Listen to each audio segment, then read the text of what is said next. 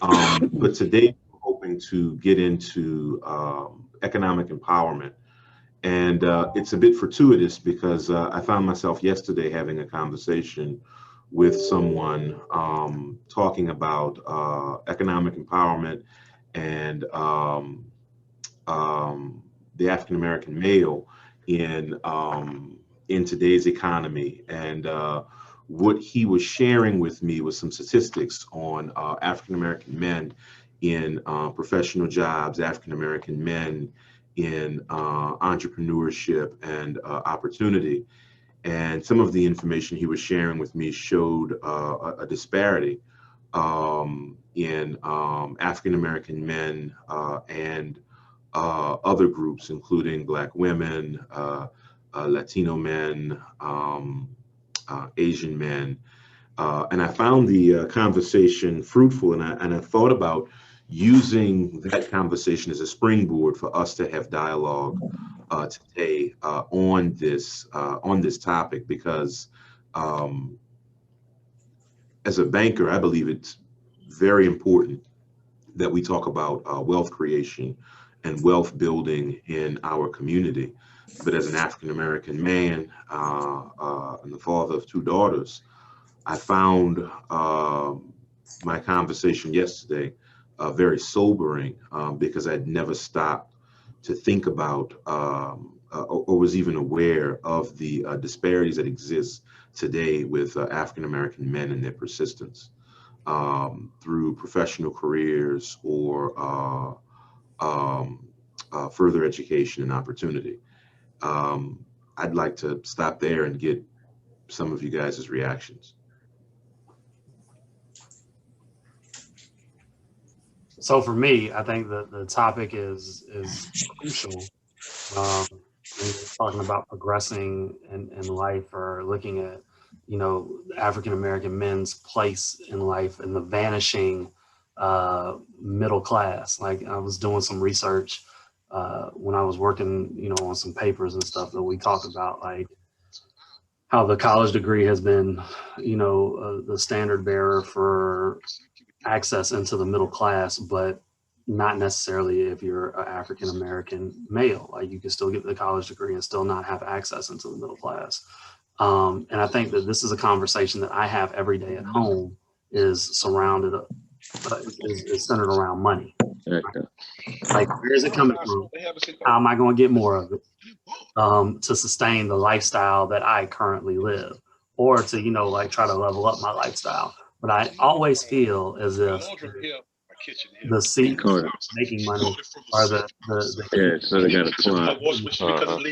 is is is shrouded in like mystery, right? So I don't know, like, so I'm trying to figure out how does it work? How does it happen? How can I take the money that I'm making in my middle class wage and make more of it, or make it work for me in a sense? And I think that when we think about that, like if we could have those real conversations and kind of demystify that notion for just regular people, I think that specifically Black men might have a more fortuitous future, and moving forward. Some of the stuff that I've been reading, there's like they talk about preventative medicine, cooperative economics, education, and the family infrastructure as reasons that African American men have not necessarily been economically empowered in the way that other races have been, the males of other races. And I think that that's very interesting when you talk about those points.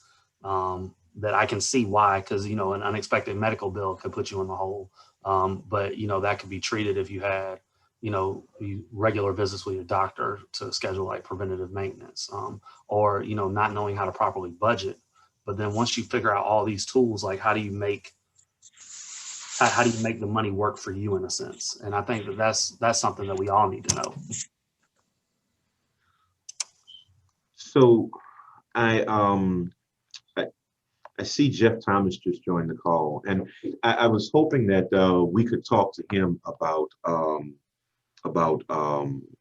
wealth building in capital, also at least get his perspective in our conversation, because when we're talking about wealth building, Jeff, I love what you shared about the other elements in life that can affect us and our opportunity to grow, to be focused, or to build a middle class. But I'd like us to talk about that in conjunction with access to capital and opportunities to actually build wealth in the community. Often when I don't think we spend enough time in the African American community talking about building wealth, talking about business ownership and the circulation of dollar. So as an example, I work for a wholly owned African American business, and not through design, but just through circumstance. Many of our employees are African American. And so when I look at myself and I go into my trade associations with Mortgage Bankers Association and the like, for many, many years, I was one of 3 African American men among thousands of people who were participating in residential real estate finance. In recent years, there's an uptick in the number of African Americans who are attending these conferences and participating in the space, but we pale in comparison to our majority counterparts. And I would also like to hear some of your reaction, some of everyone's reaction in relationship to your respective spaces, how we are represented, and what that impact is, or the impact of more of us being represented in your spaces can have in order to build more wealth within our community. So, Jonathan, was that a key for me to come on? I thought I heard you say Yeah, Jeff absolutely. Thomas. Absolutely. Okay. So, yeah, I think that's in my extemporaneous thinking about this and talking about it.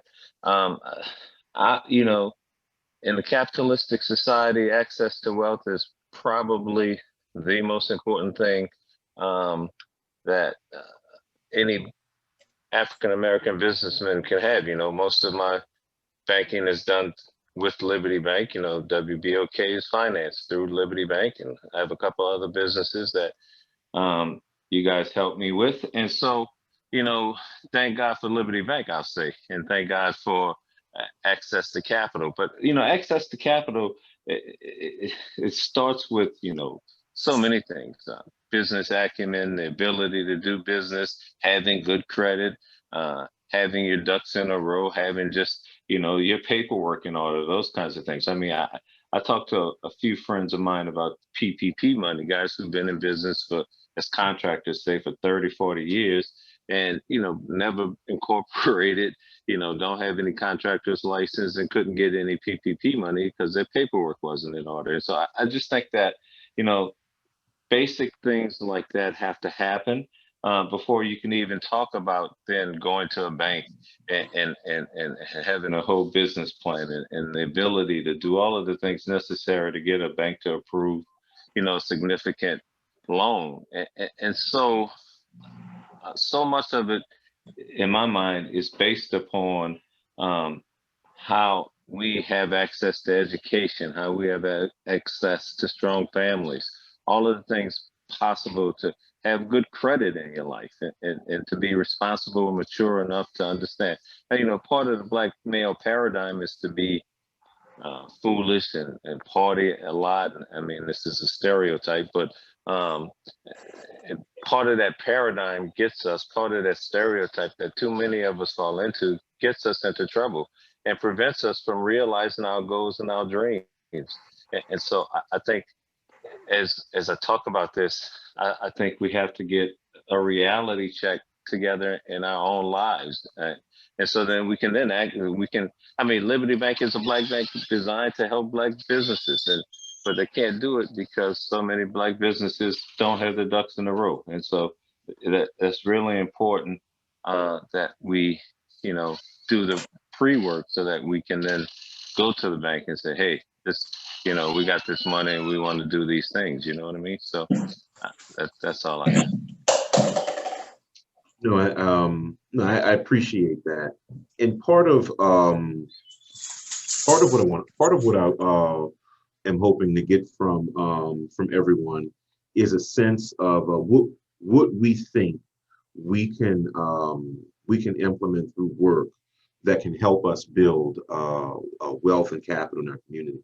I believe I heard Mr. Thomas very clearly that education and shoring up business practices with African American owned businesses is a step in that direction to ensure that individuals can have access to loans and capital that can be provided from lenders and from investors. Does anyone have any other ideas or anything else that you've been exposed to that may interest us? Because there are a few things that I have seen and have come to mind, but I'm really interested in hearing what you all might have to share. So in my role in philanthropy, I will say it's a similar situation. There are many Black males in philanthropy. I'm at Ganoff, and right now we have 3 Black males in our programs team, and I can't think of any other place where there's more than one at a time. And that determines a great deal how the priorities are focused. So, Ganoff is doing the equity fund, and part of it is around really trying to work on reducing the racial wealth gap.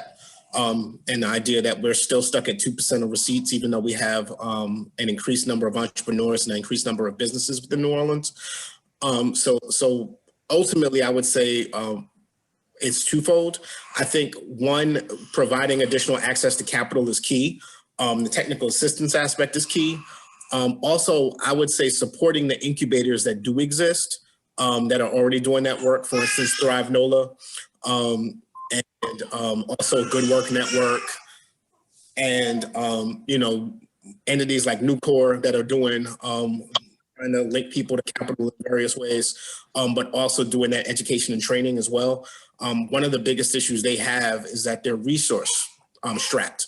So for every person that they help, there's 5 people or 5 entrepreneurs that can use additional assistance that may not be able to access their work because of the situations they're in.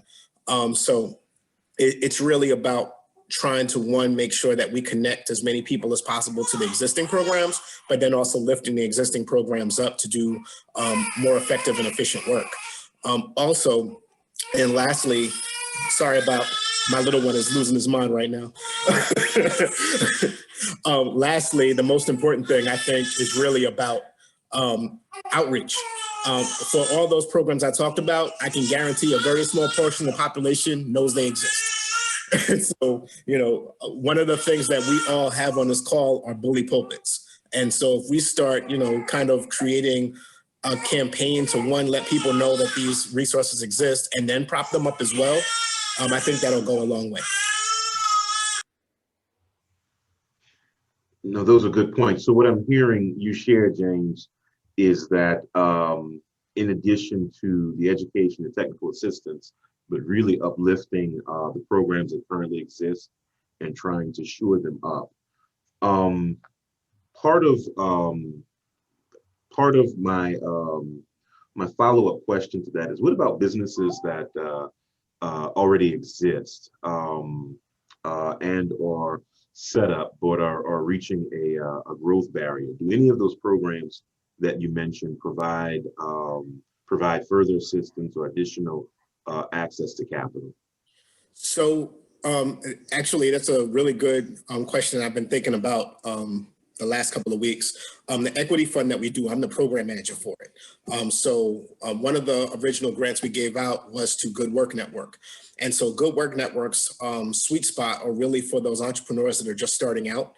But what they do is they then link those entrepreneurs, once they get to a certain dollar level, to NOLA BA, that then has a program to help people that are now in that next growth category. I think what probably needs to happen is there's a cap to where NOLA BA is. So we need to figure out what that cap is. And if there isn't anything above that, to see if there are opportunities to create something to fulfill that gap. But I think between those two, they really try to hit the majority of the businesses that are growing within New Orleans that are Black owned. But their one NOLA BAs program, I can guarantee that lots of people are not in it that should be. And then also, what do we do about the folks that are now, pretty much out of the range for NOLA BA? So I can look up what that range is and get it to everybody. But yeah, I know that for a fact that good work created there specifically to fill the gap before NOLA BA, and then NOLA BA takes over. Okay. Next question, I'd love to get some reaction from you guys on, because we're having a lot of conversation around the space, and it's a lot of good information. And I'm trying to agitate an idea or something we might be able to sink our teeth into. So yesterday I was having a call with a potential customer, and I have a follow-up call with that customer today. The customer is a Fortune 100 company, oil and gas, and what they're looking to do is try to shore up some of their vendors that are Black-owned, so that their vendors can, so that they can purchase more from their vendors. And it was a very interesting conversation because we're talking about a company that's worth a lot of money, and on one project alone, the project size may be $500 million in spending every year. So we're talking about companies that would need access to 7- and 8-figure lines of credit to be able to service this organization. And I don't hear, when we're talking about scaling up and we're talking about those businesses, I don't hear a lot of conversation about really helping those kinds of organizations scale up, because we're also talking about more complex companies that will do a lot of hiring and promote more access to higher paying jobs. And I'm also hoping we can touch on how to shore up companies like that, or to create more dialogue around building Black organizations to be in those positions to participate in the much larger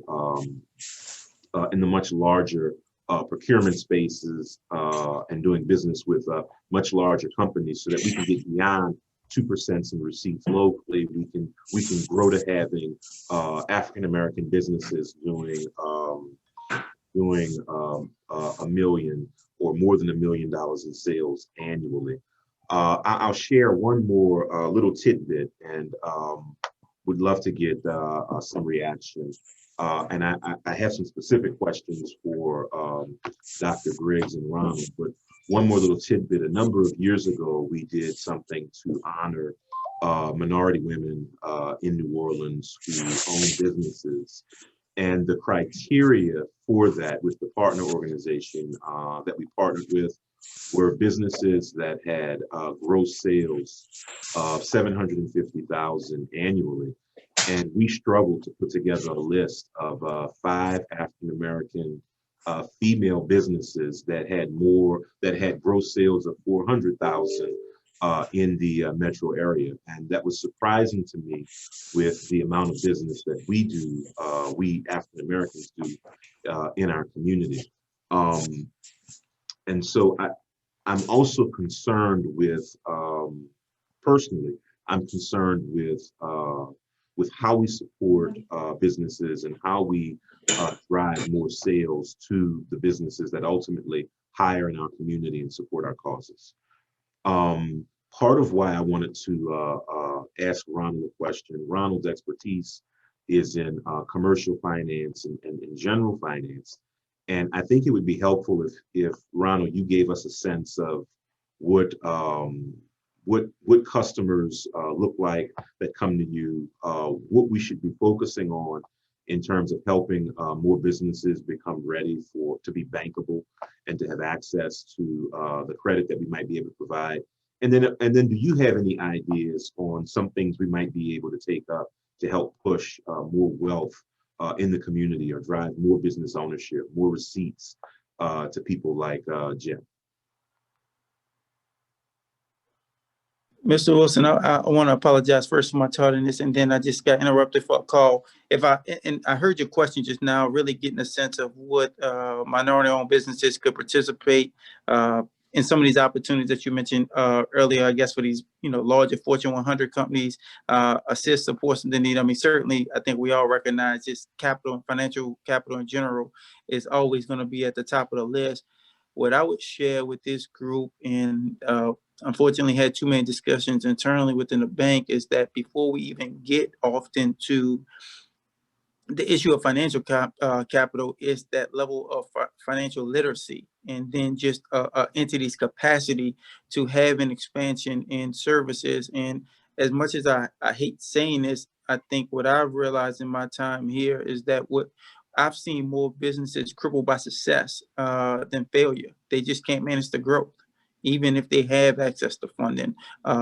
Being able to transition from a independent shop or a one-man or one-woman shop to a small business and then attempt to grow to a corporation is something that is not easy to do. And unfortunately, we haven't done it with a high success rate. So, certainly I think that the technical assistance that people need to manage group even before receiving capital. I also would tell you too, there've been several calls I've been on with customers, and they don't realize that when you have these discussions with your lenders or what have you, it's really almost like an interview. Before you even look at your financials, you want to get a sense of that person's wherewithal, their capacity or whatever, the insight, and it's just not there from our community. To be frank, now one or two areas that we saw some people doing well in that space. I think there's still some opportunity for us as a community to achieve wealth. The ACDB program with the airports was going fantastic. I'm sure I don't have to share with many of you. Everybody's seen on the news, just the downturn that there's been in that airline industry, and I think we all can probably appreciate that the ACDBs are kind of the low folks on a pole, and unfortunately, they're probably going to be squeezed and impacted the most out of this. So that's an area that I think that we need to be very intentional about advocating for them to get the type of resources that they're given, because what we've seen thus far is that because of the lack of coordination at the federal level, when even some funding was provided in that stimulus package, it didn't really dictate what had to be done, and the money didn't really make it to those folks. So that's one area. I think we've seen some things. We see some people doing well in the real estate space. In particular, I saw a good number of minorities begin to participate in short-term rentals, have some success, generate consistent revenues, doing well, and also see equity grow within their real estate portfolio. That's an area that's at risk that we saw some things happening in.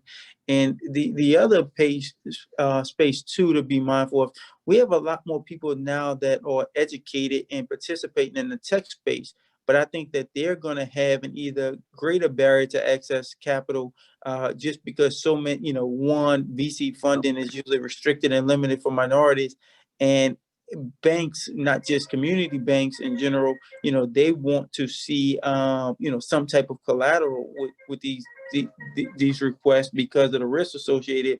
So that just creates some hardship as well. But, the only other thing, Jonathan, I think too, if we talk about some policy related stuff, at the local level, we saw success with the DB program. We can't just allow for people to have goals. We have to I think that we have to insist that these are mandates, but we also need to see that at the state level. I'm sure if all of us think through just what happened with the schools and the construction of the schools post-Katrina, that construction being managed at the state level where they don't have a DB program. You start thinking about $3-4 billion of construction that would have had 30-35% carved out for minorities. That's impactful. And those are the things that I think that we have to kind of push for change. And this is, again, might be the time to have some of those issues revisited. I hope that answered the question. Sorry if I was lengthy, sir. No, I think it put a lot of things out there that we have to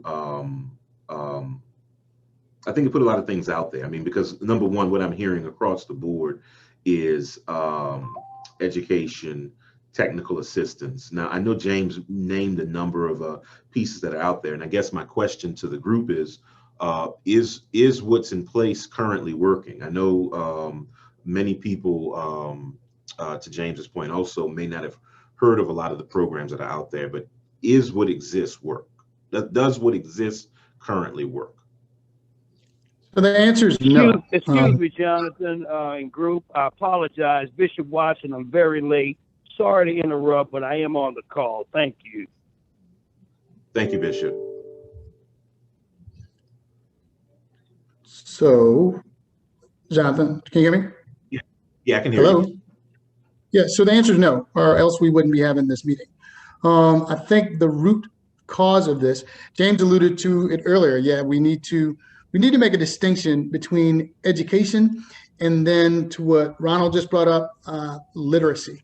I live in the lane of literacy, health literacy, you name it, literacy, literacy, literacy. You can educate someone that 2 + 2 is 4, and they can nod and they can give it back to you. But when you ask them to count to 4 or add up 4, they might not know that they can use their fingers.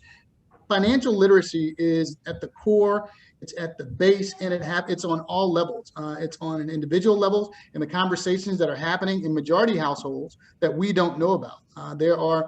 I just most recently found out about a retirement plan that was set up where I can self-finance my own retirement. It was something specifically set up for doctors, and you'll have millions of dollars waiting for you to catch up with everybody else that the majority has been knowing about for years that we never knew about. Because of the conversations they have as children at the dinner table, they're able to soften the blows and fail forward.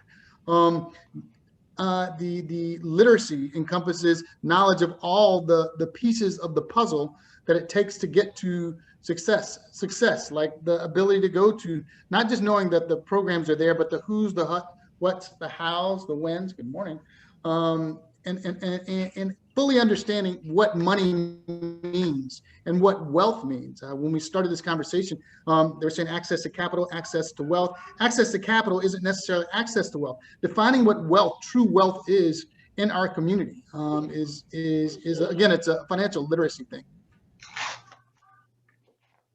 Excuse me one sec, gotta talk to my goddaughter. Good morning. Sorry about that, folks, there's my goddaughter. Does that make sense? You know, it does make sense. And part of what I was hoping you would share, I mean, at one point in your career, you and your wife, you all were operating businesses in spaces where not many African Americans were operating businesses. And I was hoping you could talk through a little bit of that experience to help drive us more towards coming up with some potential outcomes that we could work on to help bolster this space.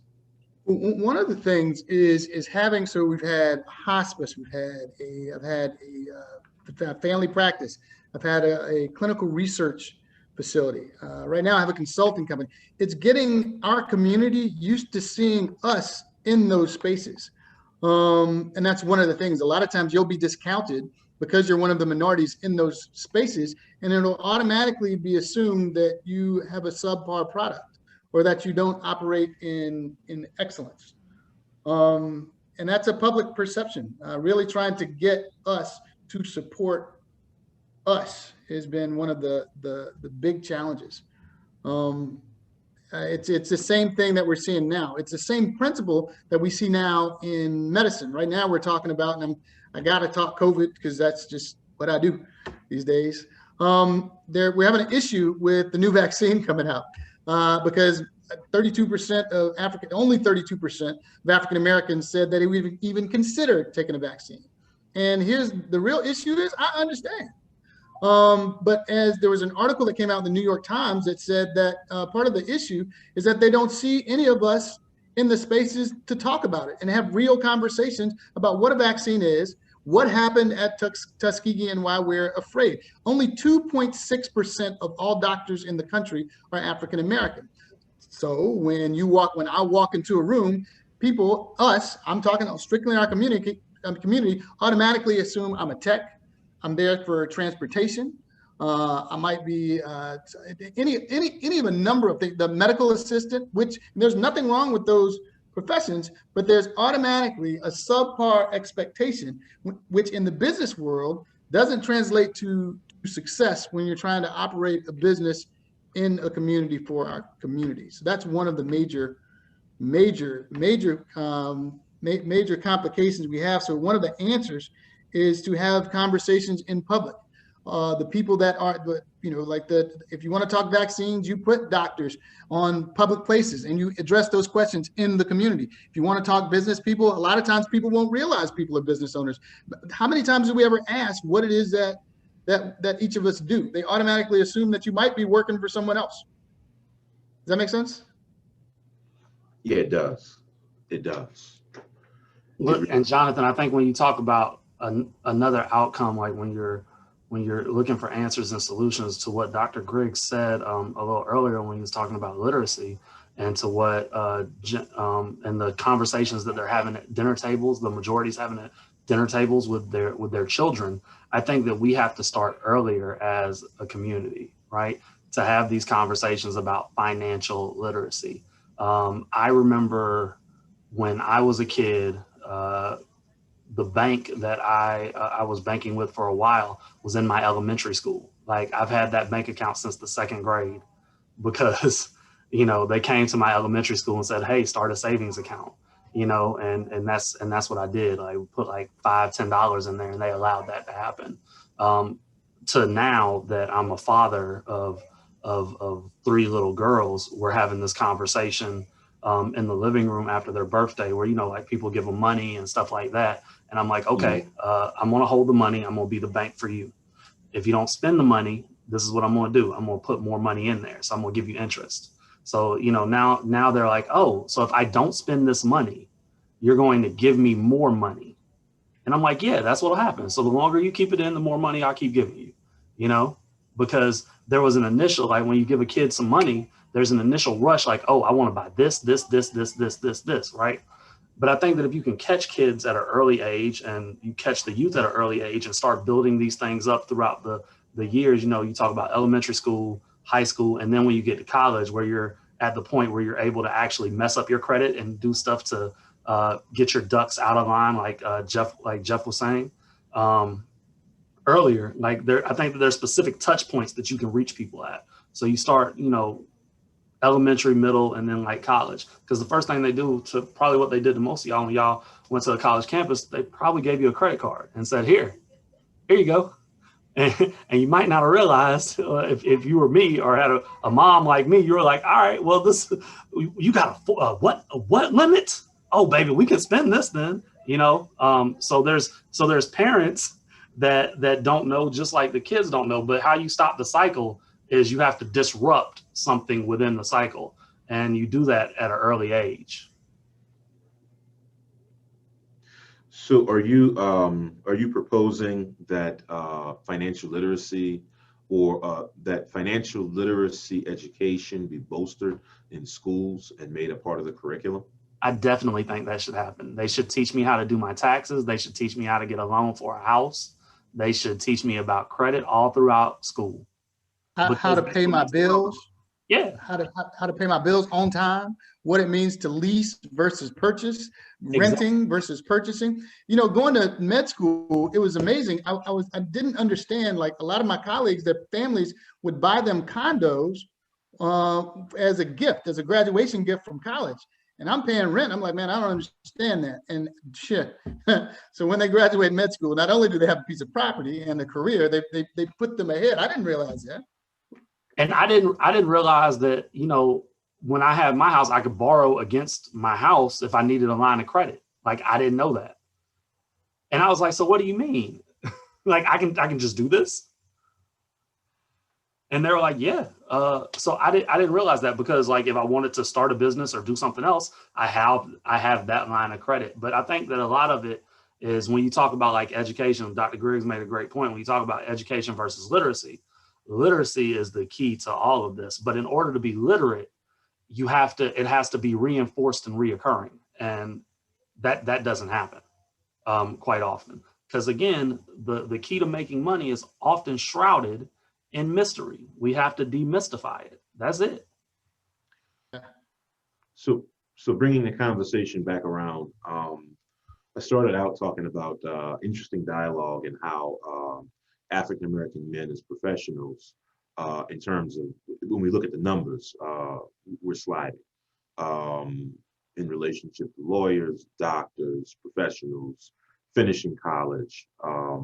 We're not performing, and Jeff, what stood out to me was some of what you were sharing about African American men and having access to the middle class is severely impacted when we don't earn college degrees. And I want to just throw out there, because I don't think we're going to come up with a solution, but I'm just want to throw out there just for us to chew on a little bit, so I can capture some notes. If that's something that any of you have realized, have started thinking about, and what might even be causing us to not participate now at the same levels we were earlier or before. Are you talking about in college or just in general? Oh, okay, in general.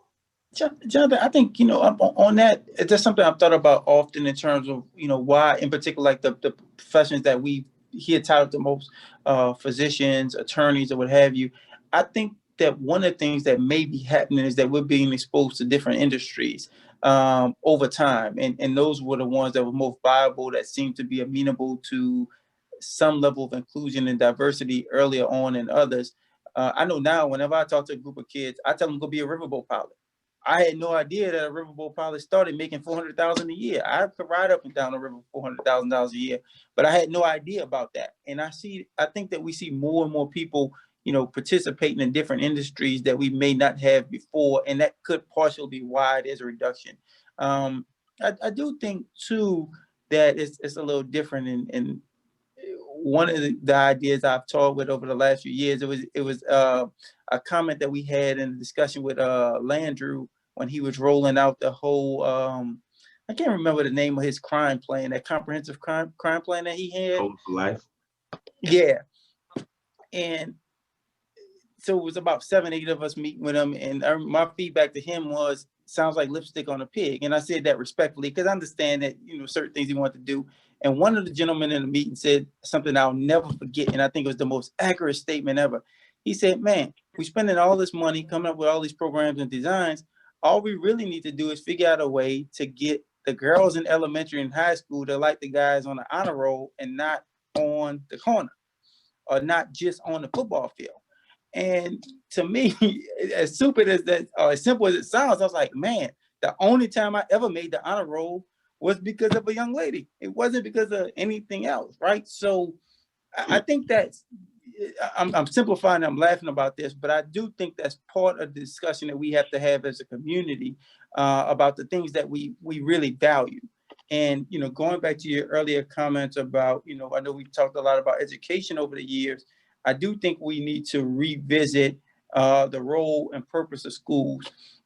And not that I think our high school was perfect, but I do think it stands out in how different it was, especially from what I see today. We talked about discipline. I mean, what was taught or emphasized was discipline, deductive reasoning, social moral responsibility. I think that when we see those things ingrained in the culture of schools more, as opposed to just education and this correlation between memorization and test scores, I think we'll also start to see the benefits of, people exploring more options, being able to participate in different careers and industries and accumulate wealth. And they'll also value not just doing well, but also doing good. And I think that's what we all want to get to fundamentally. And I think that's what avoiding our community is. And I don't know how or when we really start to have this distractive shift, or if it's something that, is just going to take a considerable amount of time to change the dynamics for our community in the early stages of children's lives. And then again, with professionals and changing their values, just like we're talking about, changing the way they view finances. I would like to interject. I appreciate that assessment of what you said in terms of schools and, the importance. I believe you said role and purpose. But I think there's a deeper issue that all of us would probably, agree with. And if not, I can understand that you don't. But first of all, a lot of folks may not know, but my earliest career job coming out of Tulane School of Social Work was working as a social worker in the public schools, mainly elementary and a couple middle schools in New Orleans. We're talking about the 90s. So without making you aware of the fullness of that experience and ultimately running Milne Boys Home and Youth Study Center back in the day, the core problem is in the home.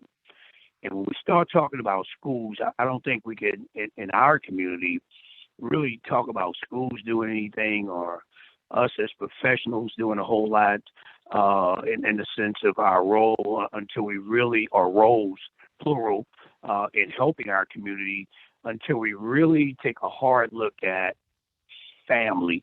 There's a Guyanian proverb that says, the ruin of a nation begins in the homes of its people.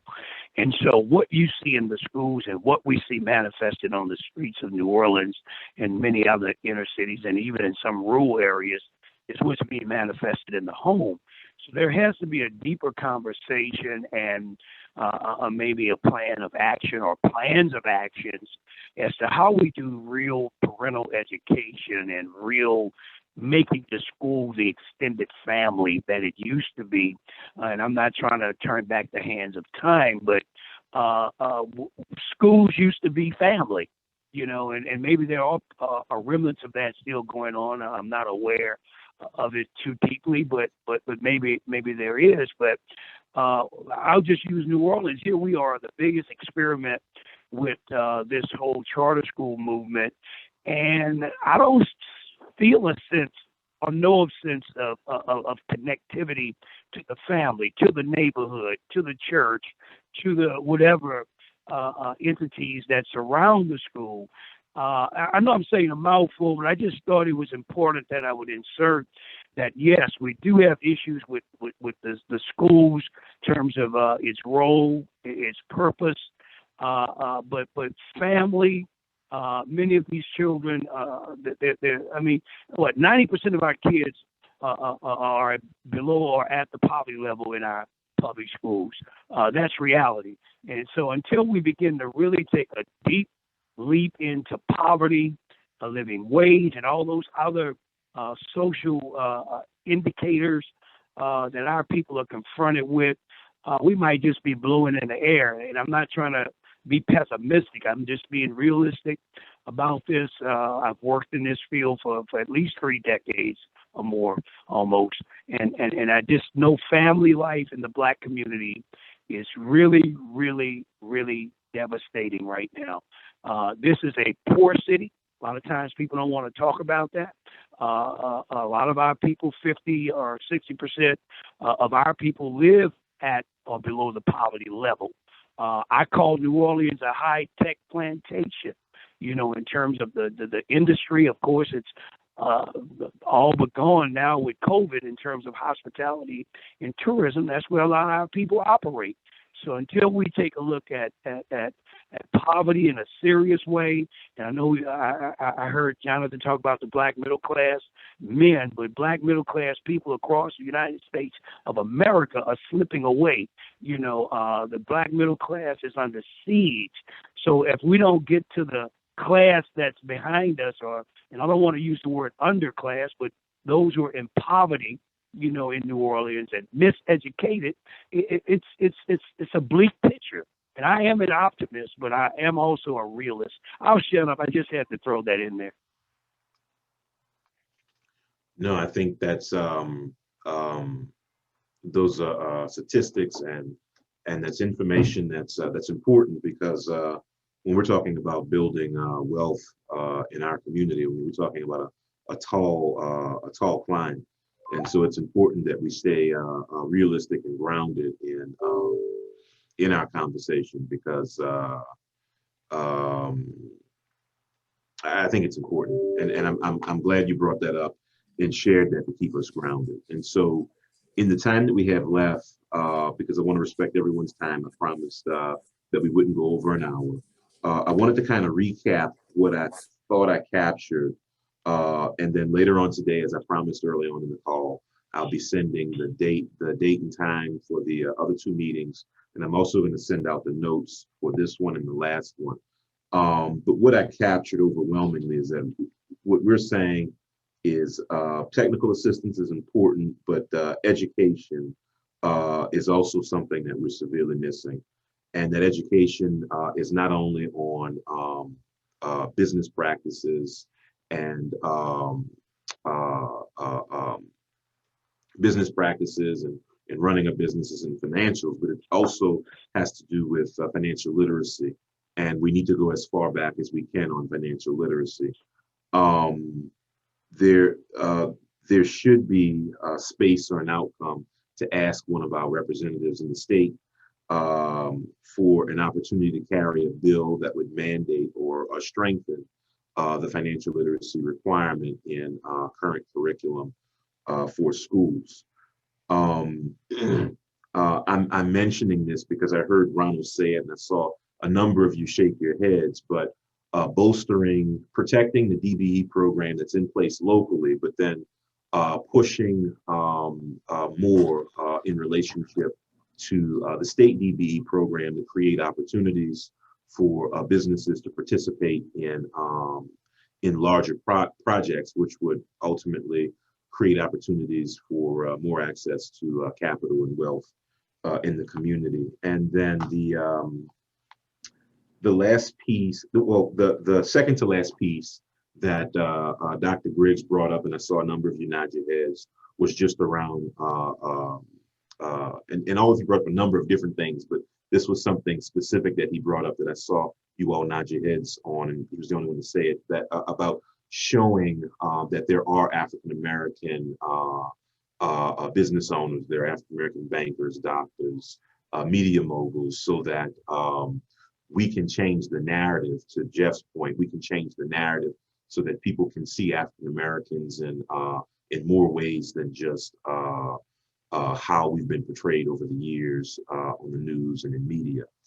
The last point is that I took overwhelmingly from Bishop Watson is keeping us grounded in the fact that most of our people in this community live at or below the poverty line.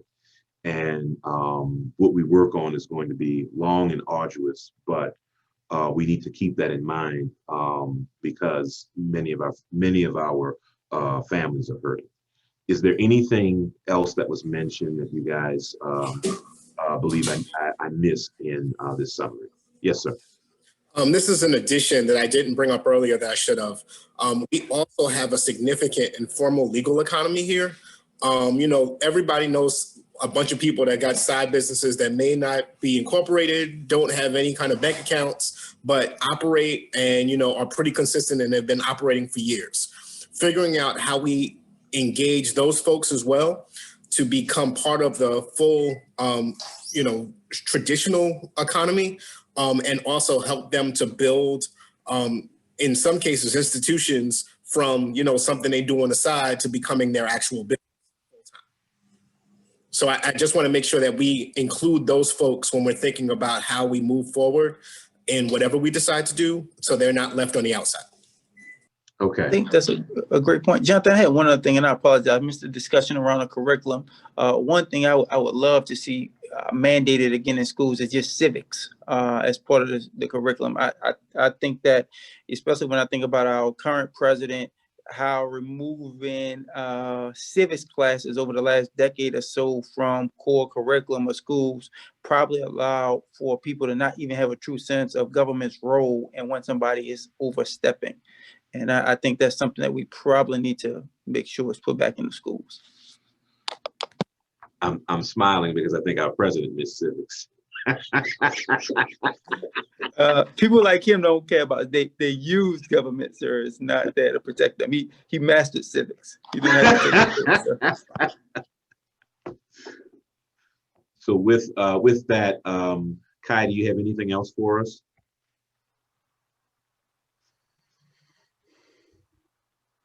So if not, I'd like to give you guys 5 minutes back in the event that we run a little over in one of our last 2 sessions. But I'll be emailing you guys today with those last 2 sessions and the notes from this one and the previous session. But if you guys have any questions, don't hesitate to reach out to me. Thank y'all. Thank you, Jonathan. Great session. Thank you. Thank you for your Thank you, sir. leadership, Jonathan. Thank you. Have a good day, y'all. Thanks, John. All right, y'all be All safe. right, thank you.